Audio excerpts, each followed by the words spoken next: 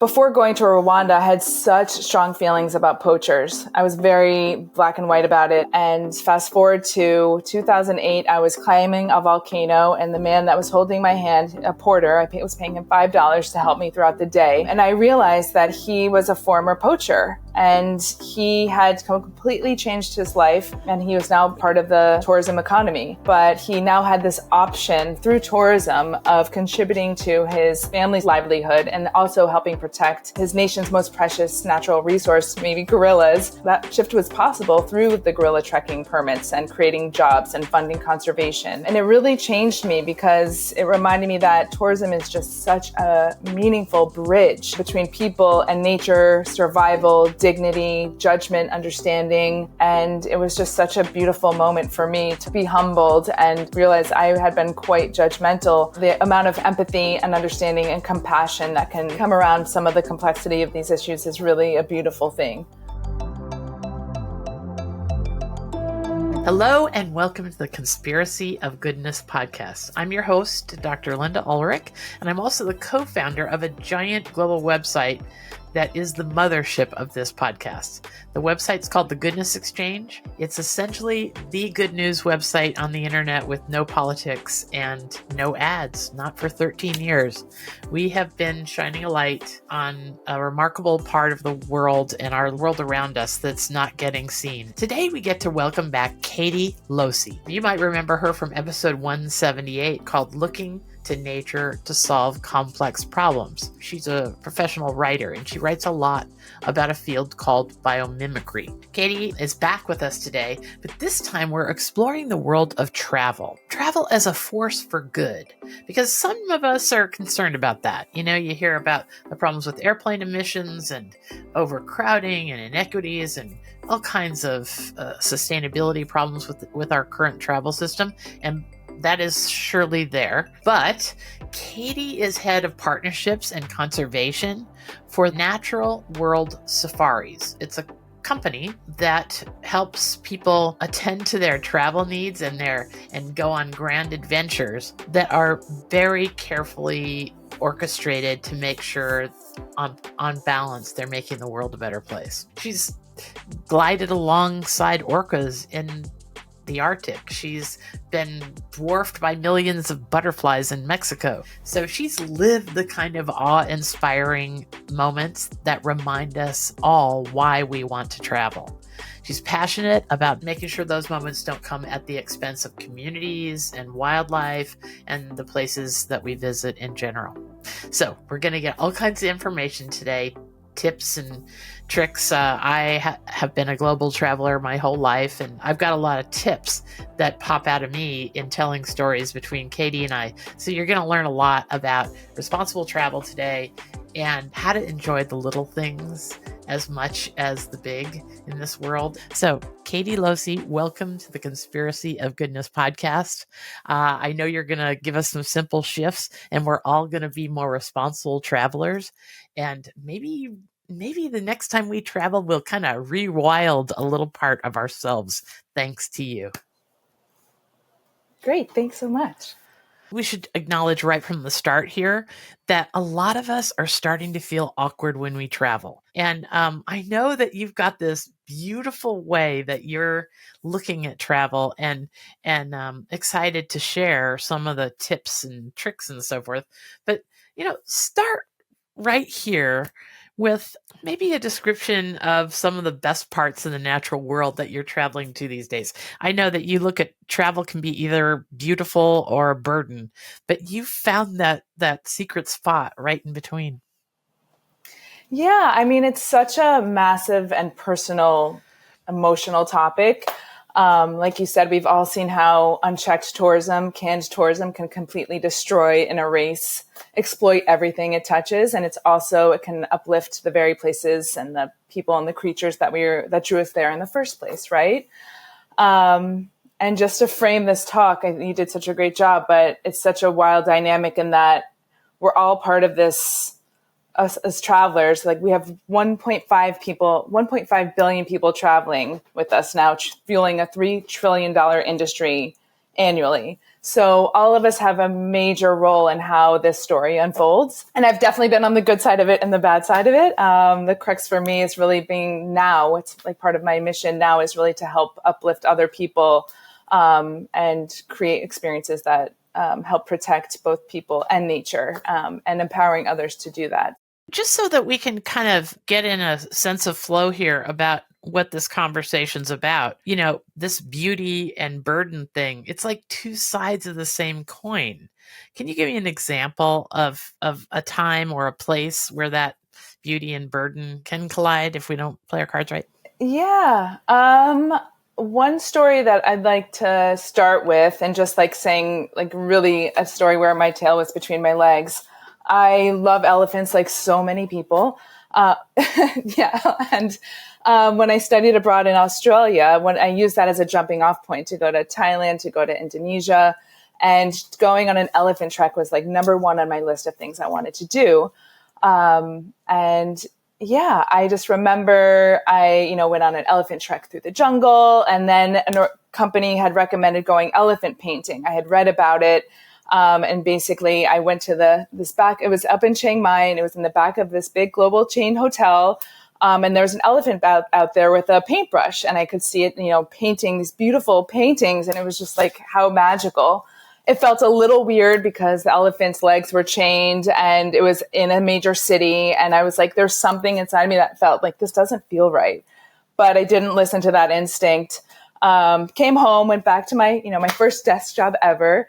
In New York City, and I was Googling their elephants conservation, Thailand, and just kind of as you do in your lunch break. And I came across this article by this woman, Jennifer Heil, who was writing about the Pajan, and it's basically the process of breaking an elephant and what they have to go through to break their spirit and really domesticate them. And I was completely horrified. I had no idea.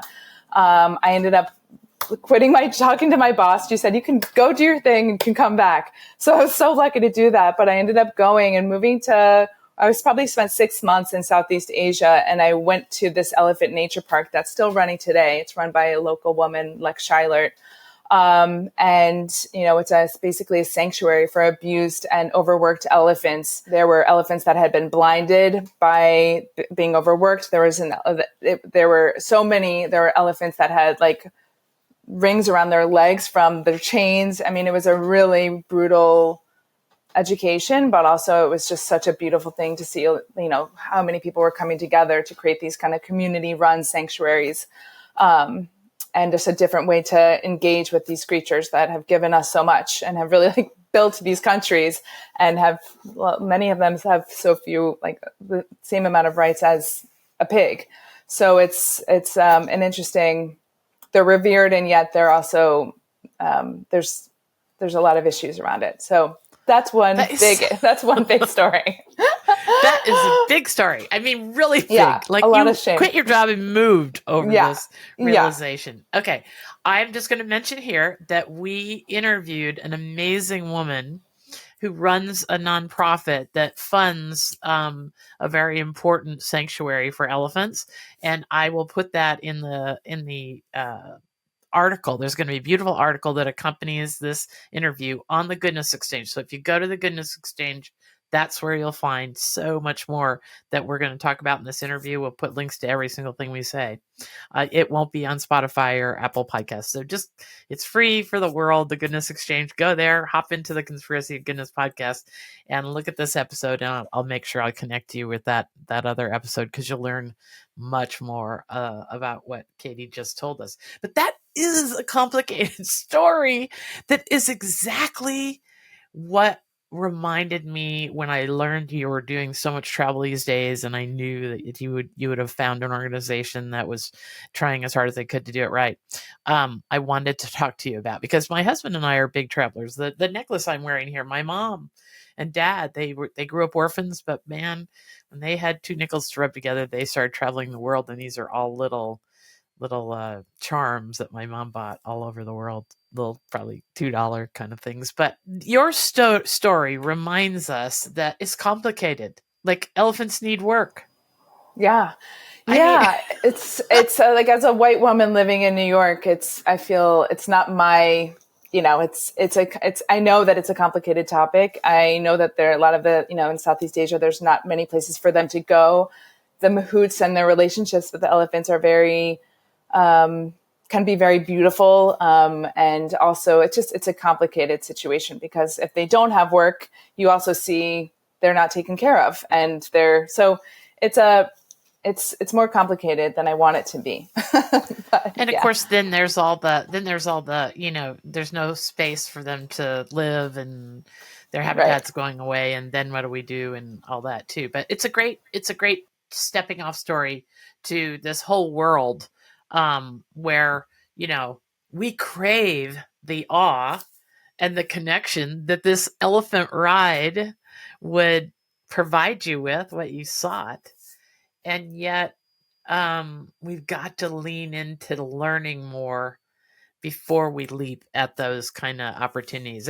That story, your story, I got from this other wonderful, wonderful gal, and she taught me to really do my homework. If anybody's doing anything with wildlife, I'm doing a lot of homework before I participate in that. Talk to us about that. Absolutely. Yeah. You mentioned I work at Natural World Safaris, and I think, we all believe we have a conservation statement. We all believe that wildlife has an intrinsic right to exist. But, this sensitive tourism also ensures that it has an economic reason to stay wild. So we want to work with guides, properties, companies on the ground, organizations that are really giving back to the locals and to the local economy, whether it's hotels and guides, permits, et cetera. And really working with the right companies is so key because there's a ton of charlatans out there, as you know, that can have these gorgeous marketing campaigns and they don't have the substance behind it they don't walk the walk. But you mentioned awe and wonder, connection, and it's such a core part of what I do and like what lights me up, whether it's like, I live on the Hudson River, whether it's like watching the monarchs cross the Hudson River or sliding into the water with orcas. It's up in Norway. That's something that, that's the kind of stuff that I chase, I crave. And I think that those powerful firsthand experiences with creatures, places, cultures are what give them a real fighting chance. We've talked about before, we think we're such rational creatures, but, if history proves itself again and again, we're emotional creatures. And it's like these experiences are one of the greatest catalysts for change. So it's all about protecting that wonder and respecting the places and the places that where we're visiting. And so I think your message is clearly not don't travel, it's travel wisely. Oh, absolutely. I mean, tourism can be a wonderful thing. I want to be on that side of it.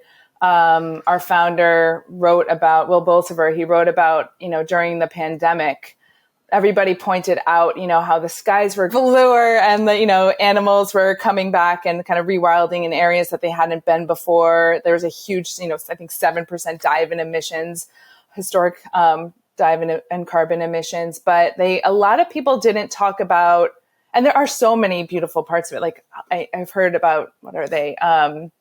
Leatherback turtles coming back in Thailand and laying eggs in beaches that they hadn't been to in decades, and amazing, like heartening stories. And then there's also this whole idea of like, there's the other side as like a lesser known, part of the story is that as tourists moved out, poachers moved in, and some regions, armed groups took over forests.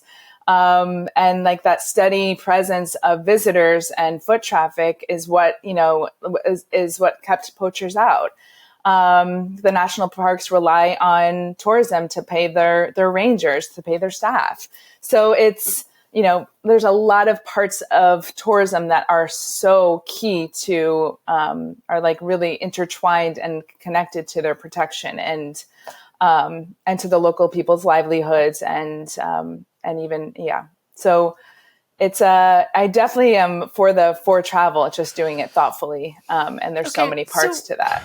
So what does that mean? Like, give us a tip. Like I think we've already talked about, I did find that episode that I was talking about is episode 155 with Christina McKeon.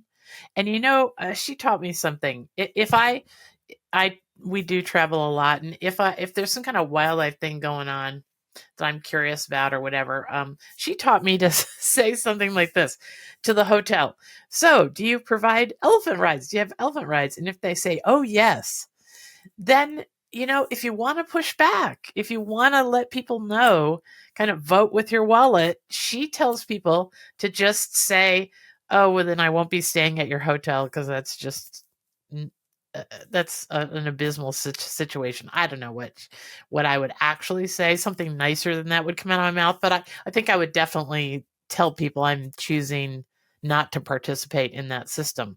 Give us some examples of your own, like how we navigate this. You can pick any place in the world. What are some tips? Yeah, I think that where you go is really important. For one, you mentioned over tourism, and it's a major problem. Let's say, like, for example, Rome. I think it's like 50 million to 2 million local people. I mean, it's like the place is completely overrun. The infrastructure can't handle it. There's places like in, Mexico, they're just not built for the numbers that are coming in. I spent some time in Oaxaca City, Mexico, and I saw that like the infrastructure, the sanitation systems, they can't keep up. So it's really being thoughtful about places where you're going. And a lot of places really, they want and they need that tourism to keep wild places wild. So it's really being thoughtful about that. I think that sometimes it's not always the experience or the encounter, but the number of encounters and like keeping them regulated. Again, going through a reputable company. And I'm giving us a plug here because I think it's so relevant, but Travel and Leisure recently highlighted our work swimming with sperm whales in Dominica as like the model for responsible travelers. So responsible whale encounters. And why? One, our groups are tiny. We handpick the guides that we work with. One of them is Patrick Dykstra. He was just in that documentary, Patrick and the Whale. But he's trusted by the sperm whales themselves. They literally have chosen him to be a sperm whale babysitter because they know him so well. So it's like you can find cheaper options. You can go around, and do it on the side. But if you're not paying, there's so many things at risk. Like that permit cost, like you're capping numbers, you're minimizing the disturbance, you're working with boat guys that know the whale's behavior, you're respecting the wildlife is coming first in those situations versus a lot of other times these companies it's like wait, profit first and then at the expense of the animal. And it's just a very bad situation. Mm-hmm. I'm going to put a link to that Patrick and the Whale documentary. There was about a 6-month period after I saw that documentary that I recommended it to almost everyone. If anybody even came glancingly close to the topic of documentaries or YouTube or anything, I would recommend Patrick and the Whale. So I'll put a link to that. I did a talk with Patrick at World Oceans Week at the Explorers Club all about this, like just the idea, essentially what we're talking about, the beauty and burden of 1.5 billion journeys. And like it's, his work is really interesting because it's that sensitivity and like people are just, like hear about this opportunity and they come in, but the intention is very different. And I think that the travelers on the ground, their experience is so different too, because the whales it's not the same trust level. What's the specific, like if you ask me, okay, I'm a dentist for 35 years.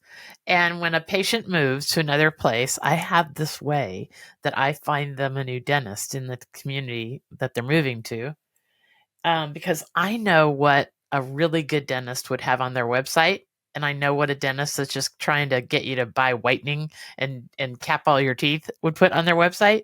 I mean, I know the field, so I can look at somebody's website and say, oh, go there. They're going to be family oriented. They're not going to try and sell you everything, blah, blah, or don't go there. So here's the problem, Katie, is that we can celebrate your company and your company's founder and the ethos and all that. But I guess we need some basic general ground rules or just something. So like if I go to Tanzania, I'm thinking about going to Tanzania in January, for instance. And I'm going to meet one of the people I interviewed. That's another episode I'll put on the in the article, there's a woman whose organization, she works there. She's a scientist, are training giant pouch rats to discover landmines, and diagnose Yeah. TB and clear places that have been collapsed buildings of people that are trapped there. And I will get her recommendation. I will talk to her about a local guide and where to go and where not to go and all that. But how would I know unless I knew somebody there? What are the ways an ordinary person can do their homework? Yeah, no, it's a good question. Homework. I mean, there's certifications, Earth Check, Green Globe, B Corp, you've heard of. On the other side of it, the Regenerative Travel Group, the Long Run, the Conscious Traveler Foundation. These are groups that, that are in this world. You don't have to be part of them to be relevant. I shy away from these are good signs. Obviously, I also always look for I like to, not that I don't stay at bigger hotels, I do, but I like to have like a family run owned hotel, local, ideally, working with local guides. I'm going to have you send me a little list of the certifications that people could look for, because this is exactly like for ordinary people. This is exactly like first learning that there's certifications for organic things, or dolphins save tuna. Some are better than others. Some of those certifications are better than others. Blah, blah, blah. So please send me an email and I will include those certifications. So, but I love that idea of also trying to do things as local as possible. You're probably right. And, I think that you can, I do a lot of public speaking about something I'm calling the gratitude economy, and where people are grateful both on the receiving end and the giving end of commerce and business. And I think reviews are a good place to look. And some forums, you can ask questions. I just think that the experience of others is so easily attainable these days that we shouldn't forget to use it. I agree. And then I always I always go to somebody that I trust and respect, because there's a lot of nonsense out there too on those. I trust reviews, and I do for the most part. And then I'm like, then I see some that I'm like, that person's just, it goes both ways. It's well, simple I guess down you to have to use your critical thinking. You can't just, blatantly stumble into Google reviews. That's not what I'm suggesting. But, if you see people mentioning things like, wow, the crowds were incredible, or just the kind of things that that normally, like, for instance, I went to stay at an all-inclusive for a family wedding that was like a destination wedding. Mm-hmm. I was mortified by the overconsumption and production of food. There's the waste had to be frightening. Yeah. And so when I looked later, when I took my own advice and looked later at the reviews of this place, people were literally saying there were mountains of food every day, all day. And that would be my first sign not to go somewhere. Yeah. Because they can't be doing anything sustainable, right? Yeah, I mean, I hear you on that fully. And I think it's a good topic. I mean, just in terms of being a responsible traveler. One thing that a little thing that I would like to say on this note is just it's quickie, where you stay, where you eat, and what you eat. And I think that so often these hotels and restaurants bend over backwards, especially for Americans, to fly in these foods to satisfy the demands of the travelers. So you could be on a faraway island, and you're eating a steak and there's no cows and stuff. You know what I mean? It's just eat local, eat where the fresh is, it's caught off the hook and it's abundant. And if the local fruit is papayas, maybe eat the papayas and forego your strawberries and yogurt in the morning, that kind of thing. So just kind of going more, it's all part of the experience too. So I think that that's something that it's amazing to me. You were talking about the food waste, which is such a horrible issue.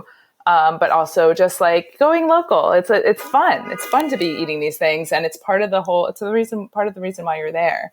So yeah. What about, So if I wanted you, a very specific thing I wanted to ask you was, if there's like one simple choice that people can make that puts them on the right path to being a more responsible traveler, can you make anything like that stick for us? Yeah, I mean, again, staying at the locally owned boutique Yeah. hotels, I think that's big. You want to make sure that your money's going into the community rather than disappearing into foreign investors who may never even has never been there before.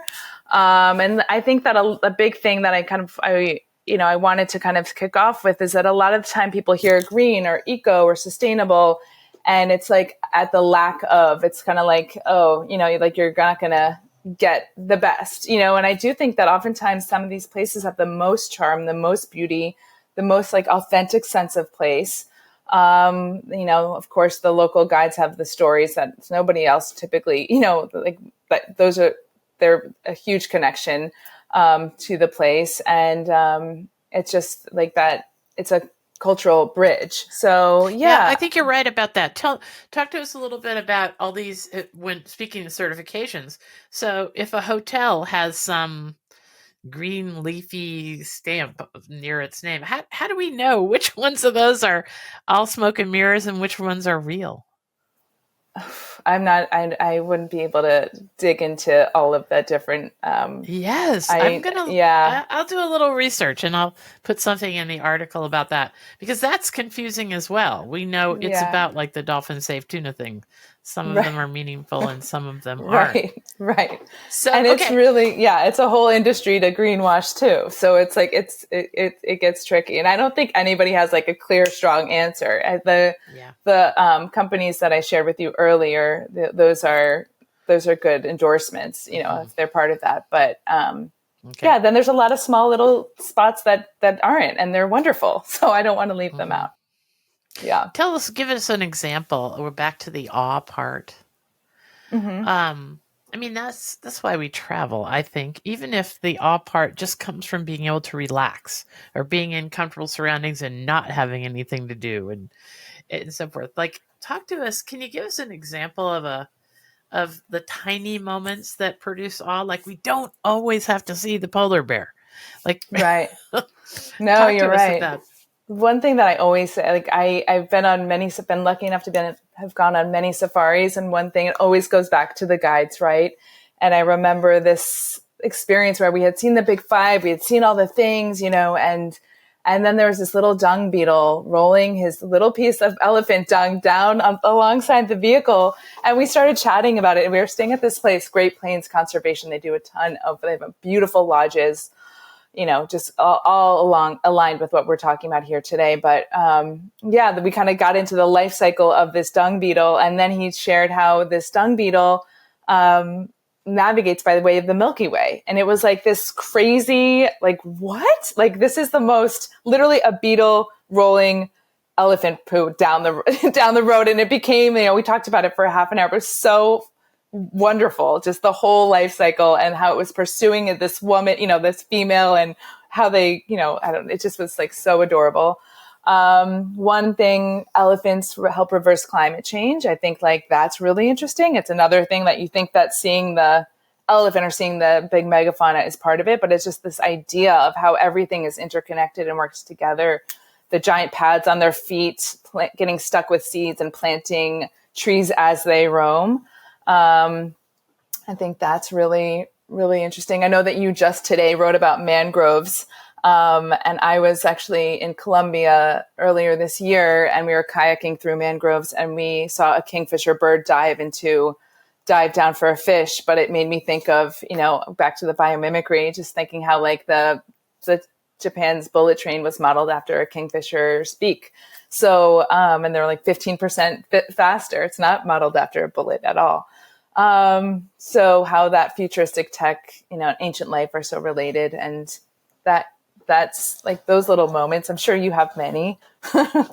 Well, I'm with you on the going as local as can be sort of thing. I could just go on about the crazy adventures that we've had with our kids when we just forgot our maps and headed off towards something that we heard was great, or trusted locals who said, you got to go to this waterfall. It won't be in your books or whatever. Yeah. Right. And there's another episode I'm going to share with people about a woman who wound up in this little community on the coast, on the Baja coast of Mexico.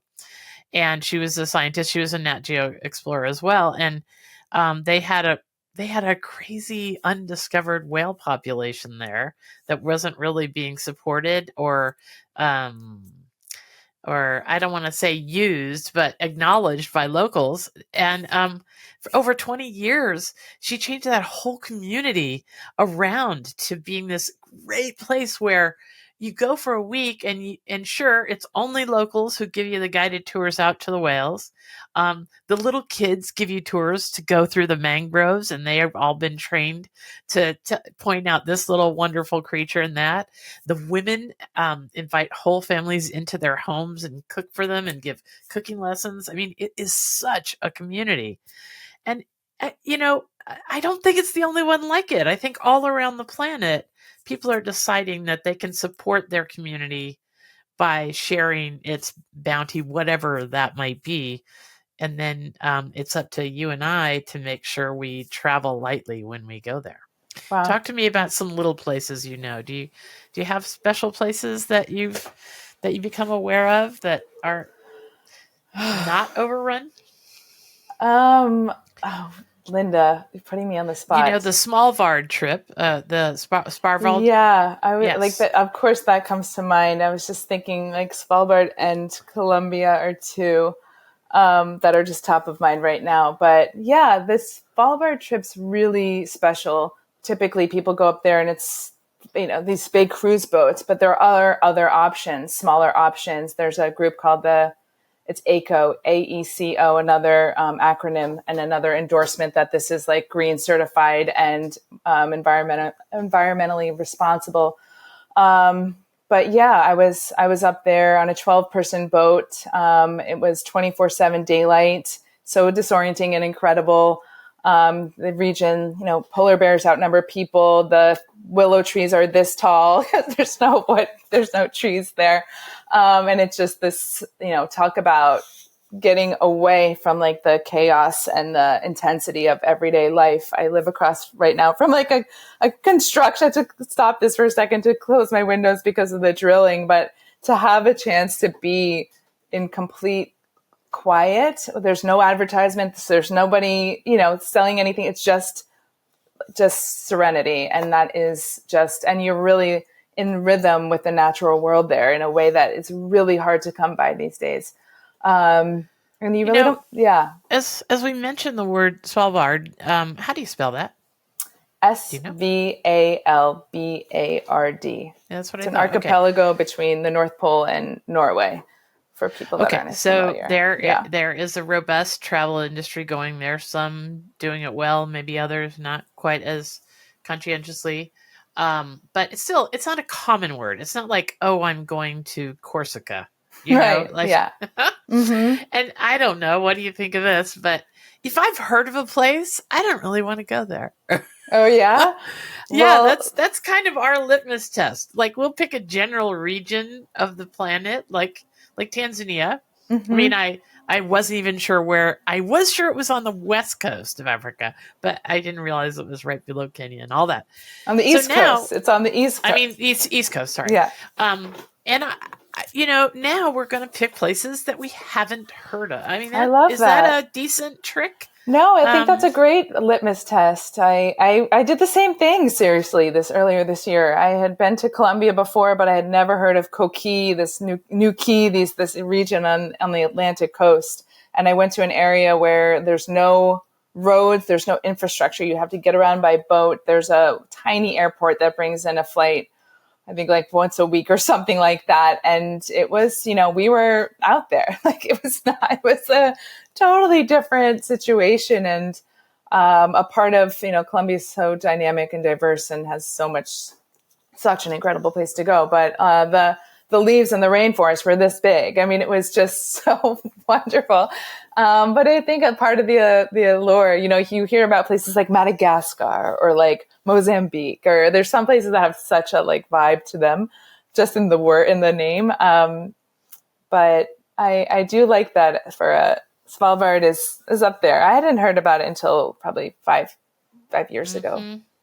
Yeah, so that's one of my little tricks. Okay, we're going to take a break, and we come back. We'll both talk about more of our tricks for travel. And I've got so many questions about emissions. Like, should we be worried about the airplane that we're taking on? All these things. But let's take a break first, and then we'll come back. And I've got a lot of practical questions that we can ask Katie. You know how the constant negative noise in our digital lives feels like it's reaching a boiling point? Now, many of us have tuned out the news and social media almost entirely. Well, it doesn't have to be that way. There are newsworthy stories about amazing progress, innovation, leaps in human potential, and wonders in the natural world, and they're just not reaching the top of our feeds. We can have access to this, but none of us has the time or maybe even the emotional stamina to search through all the doom and gloom news to find what's right with the world. Okay, enter the Goodness Exchange. There, we are giving instant access to positive news for curious people. Did you hear about the recent Harvard study that found that exposure to just 4 minutes of good news can make you 32% less anxious and 18% more optimistic? Well, I don't know about you, but I need those kind of numbers in my life. So if you want to live with more joy and way less fear, it's really simple. First, you join us at the Goodness Exchange. Everyone around the world has the opportunity to access this kind of content. And we've promised no politics for about a decade, so you're safe from all that distraction as well. Second, you allow this new, more positive, balanced worldview to put a spring in your step again. It can change the way you react to your kids, your coworkers, everybody you come in contact with. And the stories we write about can make you the idea person in your circles. These challenging times call for us to wake up and take control of our perspective. The people who use the Goodness Exchange have the ability to react to the harshness of the world much different because they know way more about what's right with the world. And that's a resource. So subscribe to the Goodness Exchange, our YouTube channel and the podcast, and use this content to live a more expansive worldview. It is still an amazing world out there, and you can be a part of it. Welcome to the Conspiracy of Goodness. Okay, we're back with Katie Losey. Let's start with some practical shifts for people. Like, should we be worried about the emissions that our air travel puts out there, or are there ways to compensate? Yeah, I mean, it's such a good question. I think for so long, this world has all been about like the green part of it was like, don't change my towels or my sheets, or like, use this reusable water bottle, or there's so many other, like that was what it meant. And now people want so much more. They want more meaning in their travel. They want it to be something that's really thoughtful and has an impact. And it isn't just kind of like, you mentioned earlier, just like those green, those green certifications, but what's greenwashing, what's not. But you were talking about emissions, moving to emissions. This is an interesting question because I feel like I'm in travel, of course, but I think that it's like so many people get really opinionated about emissions and like very judgmental about flights. Should I even go? And I think that the benefits, the ecosystems of benefits when you travel thoughtfully are so outweigh your emissions that it's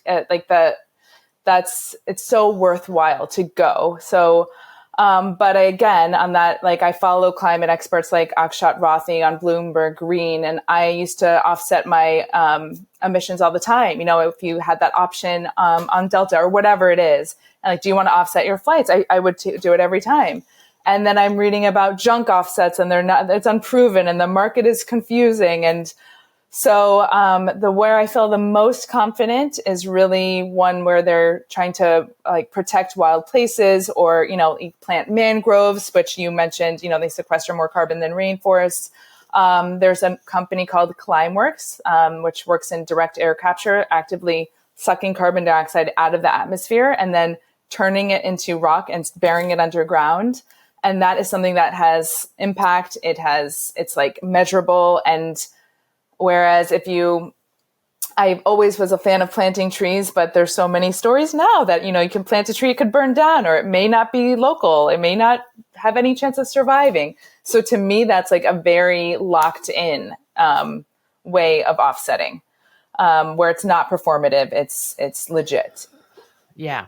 Okay. And then there's just, choosing what you give your attention to. Mm-hmm. Like, I'll just share with people that my husband and I never, ever go places where tour buses can go. Mm-hmm.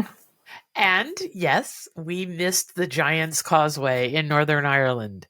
And God knows what else in all our lives of traveling. But we just decided that if tour buses can go there, there's probably too much of everything. Too much junk being sold in the little kiosks, too much wasted food, too much pressure on the environment. And so anyway, that's one of our little tips. Okay.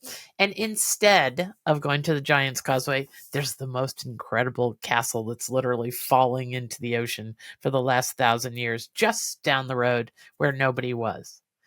And so if you look a little bit harder, you can find the coolest places to go to that everyone's passing by because they just got off the bus and we're an hour and a half at Giant's Causeway, and it goes zipping right past the cool 1,000-year-old castle that's falling into the sea. Like that's a tip that we've learned, is that there's cool places everywhere, and that if it's within, let's say, 30 minutes, it's gonna not be a stop on the tour buses because they just had everybody off the bus 30 minutes ago.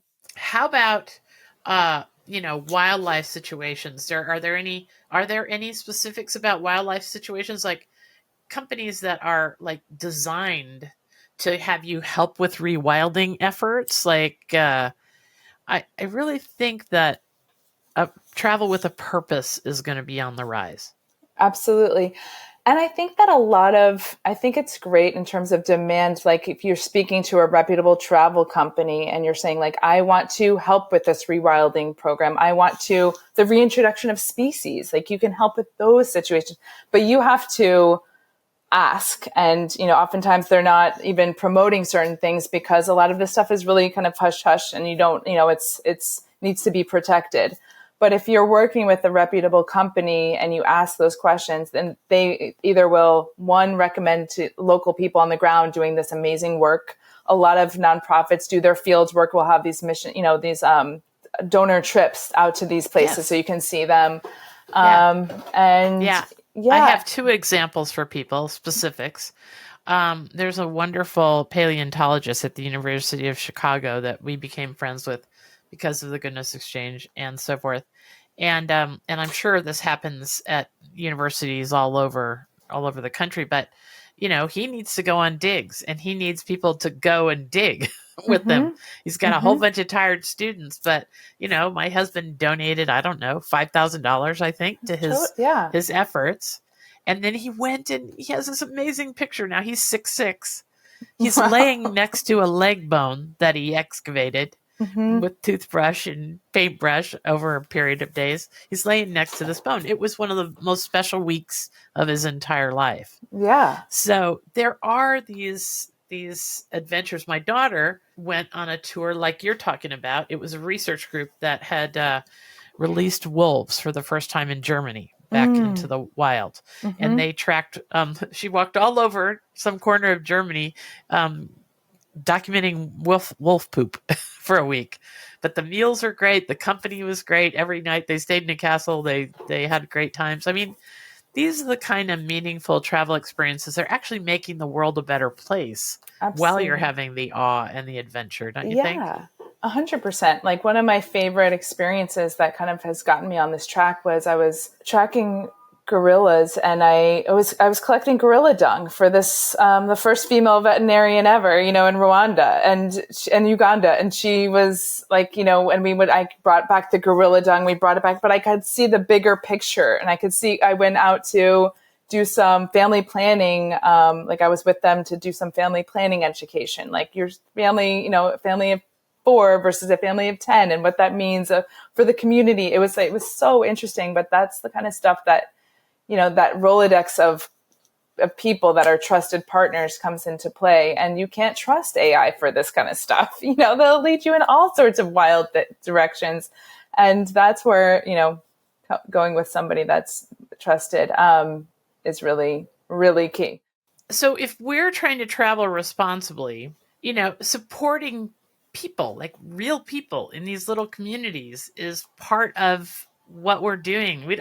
We shouldn't necessarily worry about the airline admission, because once we get there, we're putting bread on the table for countless families if we do it in the right way. Yeah. I mean, one example I think that really gets to the heart of this is, before going to Rwanda, I had such strong feelings about poachers. I was very black and white about it. And fast forward to 2008, I was climbing a volcano, and the man that was holding my hand, a porter, I was paying him $5 to help me throughout the day. And I realized that he was a former poacher, and he had completely changed his life. And he was now, he was part of the tourism economy. But he now had this option through tourism of contributing to his family's livelihood, and also helping protect his nation's most precious natural resource, maybe gorillas. And that shift was possible through the gorilla trekking permits and creating jobs and funding conservation. And it really changed me, because it reminded me that tourism is just such a meaningful bridge between people and nature, survival, dignity, judgment, understanding. And it was just such a beautiful moment for me to kind of be humbled, and also realize I had been quite judgmental. So yeah, I feel like I'm optimistic around tourism, also very grounded in it all. But I think that that's just the amount of empathy and understanding and compassion that can come around some of the complexity of these issues is really a beautiful thing. So now, you had a great Angkor Wat story, didn't you? Yeah. I mean, I think that we were talking about overcrowding, and you picture going to Egypt's pyramids or Angkor Wat in Cambodia and having it all to yourself, you're just not being in these hordes of tourists. And of course, when I was in Angkor Wat, there's just so many people there. Understandably, it's such a unbelievably remarkable place. But we ended up going, just to kind of get around that. We got up at dawn. We got up before sunrise to go out to the temple. So we had them really, we were walking through them by ourselves. I have pictures and memories that having breakfast there with nobody around. And that's kind of it's such a spiritual, magical place. And that was a part that I really was grateful for, that just making sure that you're going in the off hours, and you're also avoiding the sun. For a lot of these destinations, it can get so hot. So that's another benefit. But talking about just another recommendation is, I would really consider going on the shoulder season, because there's the peak season, and then there's the off season, and then there's something in between called the shoulder season. And a lot of the time, the prices have gone down. There's less people there. And it still has the core reason why you'd want to go is still very much alive, so it's just a different experience. Yeah. And I think it's back to that point right there. It's a different experience. And it's back to the fact that if you go with all kinds of weird set in stone expectations, you're likely to be disappointed no matter when you go. But if you can clear your mind of expectations, my husband and I drove, we got an RV last October. That's been mentioned on this podcast a lot. It's an RV that can go anywhere. It's 4 seasons and blah, blah, blah. And there was only one place we could get it, and that was in Oregon. So we had to drive from Vermont to Oregon and back. And we drove in October across the United States, literally all of October. And we were in Yellowstone October 14th. And I think it may have been like the last day that those campgrounds, because they're going to freeze, the pipes will freeze and everything. And I'm telling you, it was the best time to be there. No, we didn't see this. And no, we didn't see that. But we also didn't get stuck in traffic jams and watch inane tourists get killed by buffalo. And we had the entire place to ourselves. The same with Newfoundland. We went to Newfoundland this spring, shoulder season. I would recommend that to people. I would too. The shoulder season is the time. Yeah. It's the time. I was focused on going down to Michoacan in Mexico to see the butterfly migration, and everybody said, "Don't go at this month." Like I could only go at this certain moment, and it was like the very end of the season. Like they don't even sell it because it's so like the chances of you seeing them are so slim. But I was like, I'm just going to take the chance, and I went, and I was the only one on the mountain with like 2 donkeys and the butterfly like bodyguard, to protect them from illegal poachers, illegal loggers.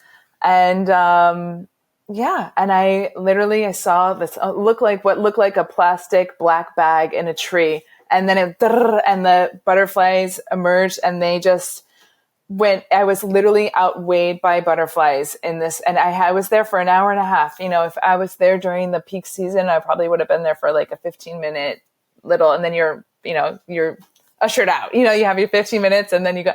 But it's just that like kind of sacred moment that I was like, I feel so lucky. So I'm a fan of that stuff. Yeah. I like that word. I like that word sacred.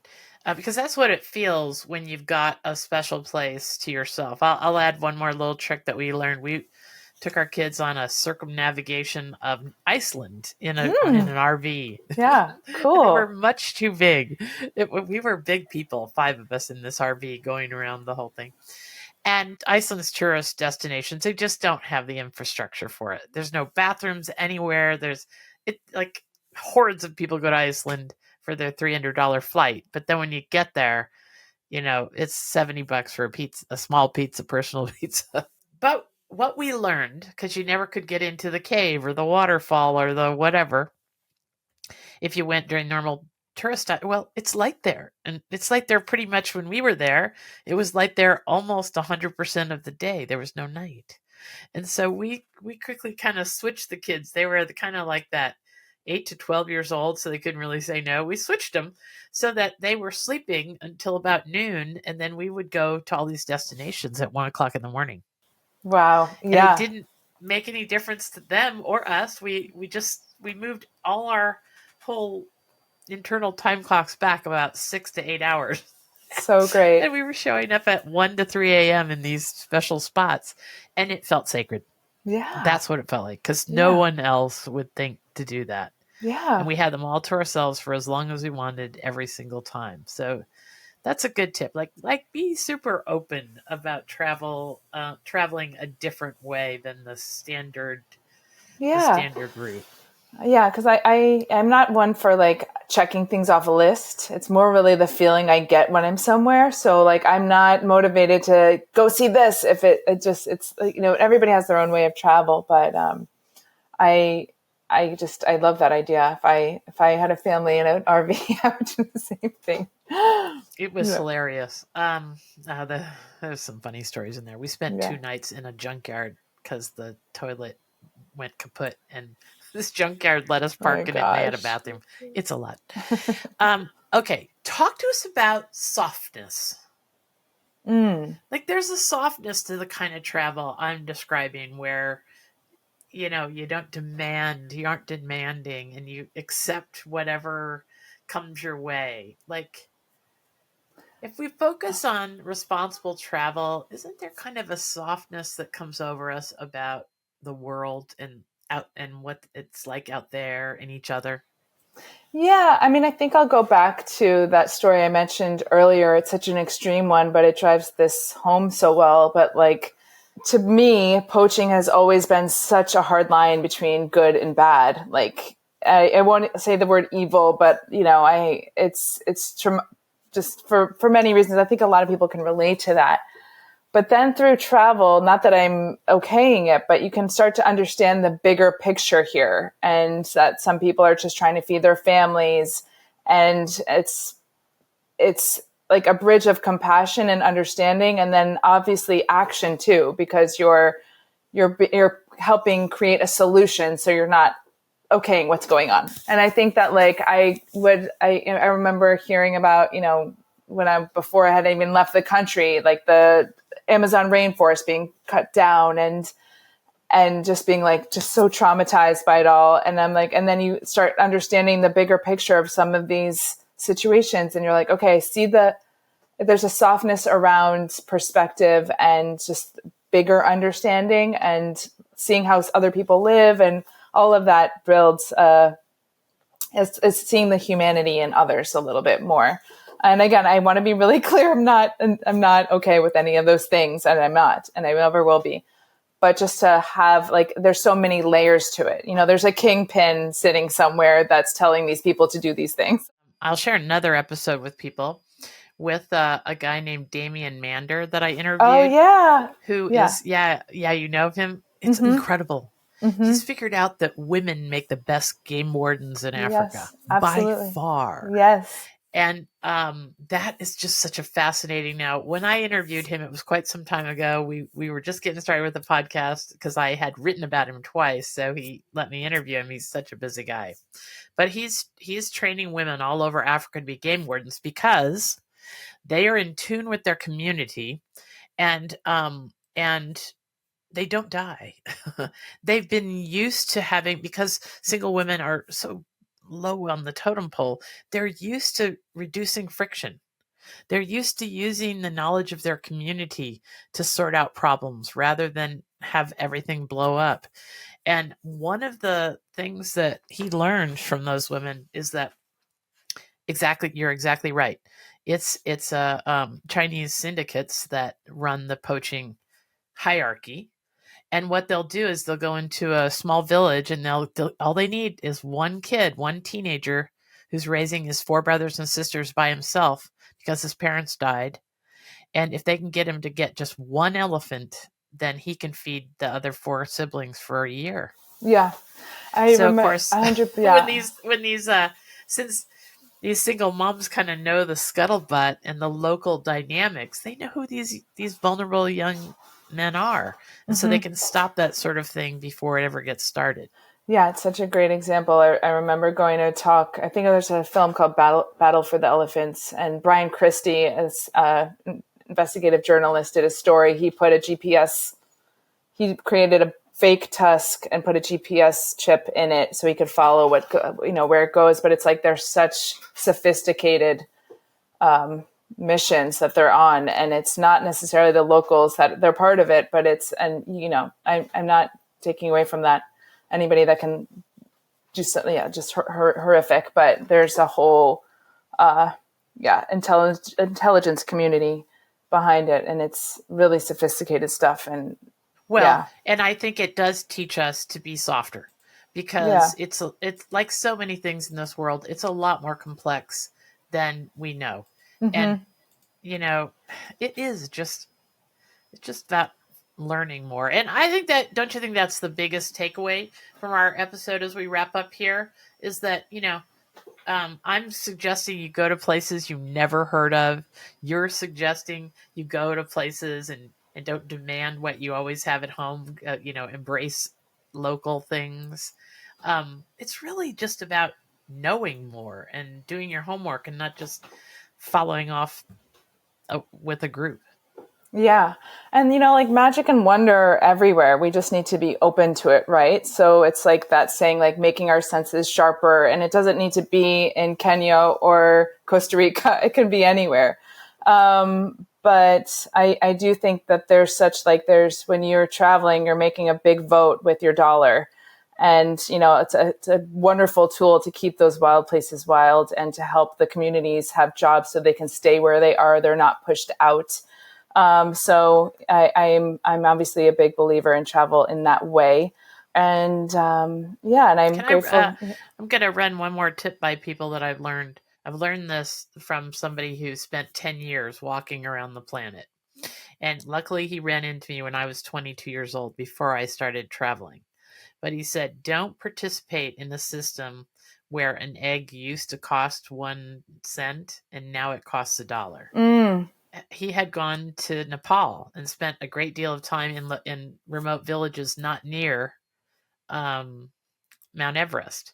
And of course, being right there, he and his wife, traveled towards Mount Everest, and they watched the price of an egg go up, up, up, up, up to where right there nearest Mount Everest, an egg was $1. I mean, locals couldn't eat eggs anymore because all the tourists that were willing to pay $1 left everybody out of that equation. yeah. And so, like Kilimanjaro, I think it's like 200 people a day climb that thing. They all start at the same time in the morning. Think about the waste and Yeah. human. Uh-huh. Ugh, 1,000 people climbed Everest last year, and it's not the infrastructure. It's a disaster. there's no Total disaster. I agree. So, as we start to wrap up here, I'm sure there are tons of things you really wish people knew.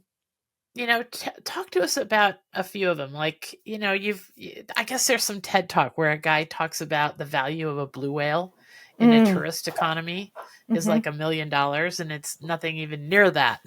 Right. Like, Right. can we reduce things to dollar value, or must we? What do you think? Talk to us Yeah. about that. Well, I'm a strong believer that wildlife has an intrinsic right to exist and stay wild without anything to do with humans. But for many, realistically, the economic case needs to be very strong. And with tourism, it's very strong and very real.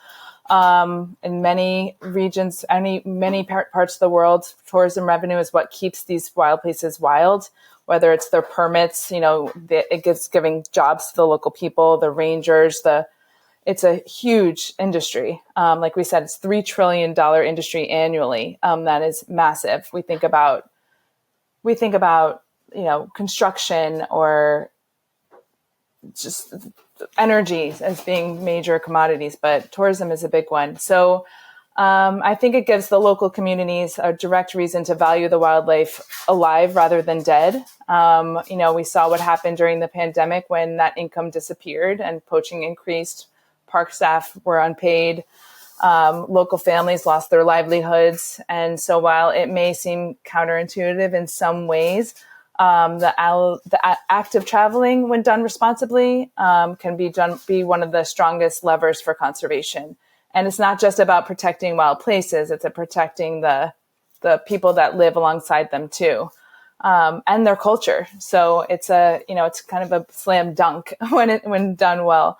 And Can we trust AI to be a little bit of a trusted advisor on that? I just have to say to people, I use AI. I have an AI assistant, and I have finely tuned that assistant for credibility, for only giving me credibility. So I'm not suggesting anybody just go to ChatGPT and say, what's the credible travel company that's sustainable? You have to put all kinds of parameters. You got to work with AI to have it actually serve you useful information. But if you're going in that direction, and I do notice people picking that up,